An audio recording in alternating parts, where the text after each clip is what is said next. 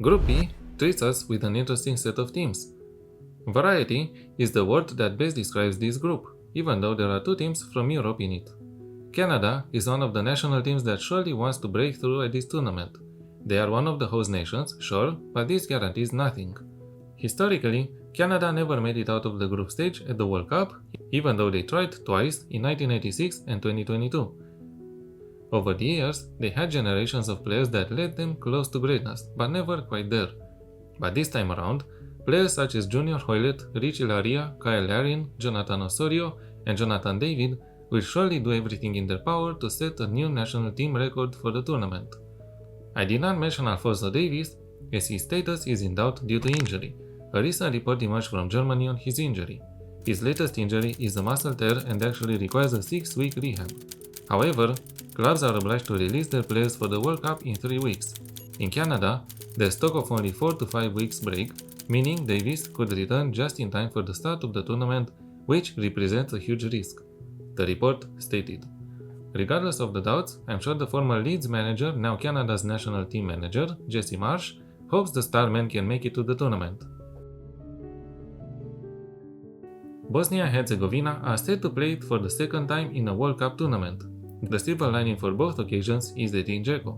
The 40-year-old player is set to not only break through the 150th appearance for the national team, but to also captain his nation to new heights, making it out of the group stage.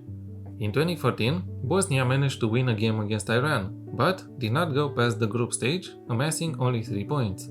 This time around, things could be different if all goes well, especially as the team is carried by the Italy play of momentum when they managed to knock a major team out of the World Cup qualifiers.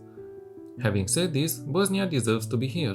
They hit the ground running in the qualifiers group in which they were not the favorites, but a win in the first match against Romania set them in the right direction.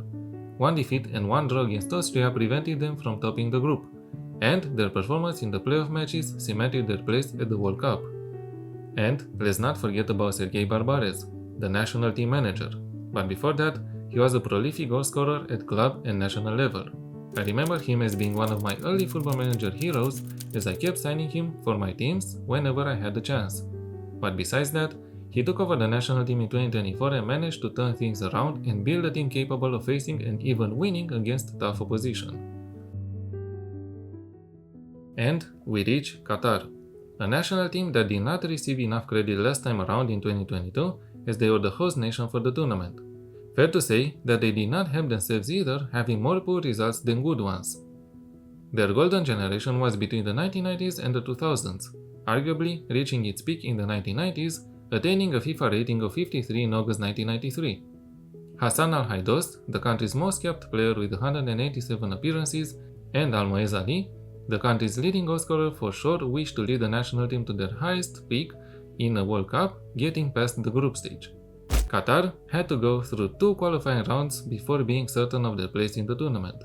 They have 2 friendlies set against Republic of Ireland and El Salvador before starting the World Cup campaign against Switzerland. For sure, they would like to have good results in those 2 friendlies to boost the team's morale for the tournament. Interestingly, Julian Lopetegui is the current national team manager. He is a household name in Spain, earning over 315 senior appearances and managing teams like FC Porto, Real Madrid, and the Spain national team, among others.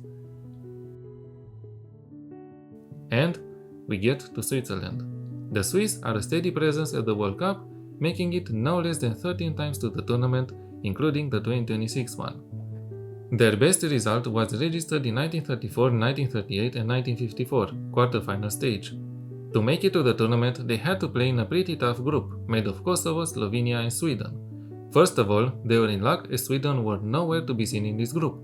However, Kosovo replaced them and made sure to push Switzerland until the last set of matches. Manuel Akanji, Ricardo Rodriguez, Remo Freuler, Granit Xhaka, Brelen Bolo and Ruben Vargas are only a few names from the Swiss national roster. The team looks very strong on paper, and I'm sure Murat Yakin wants to have a deep run in this year's tournament, probably even set a new national record for the World Cup results. But this is going to be very difficult. As I said at the beginning, this is an interesting set of teams. Diverse cultural backgrounds, different football schools, different footballing approach, and history. But it all comes down to one game. And if these 4 teams have one thing in common is ambition. And that ambition is going to make this group stage worth keeping an eye on.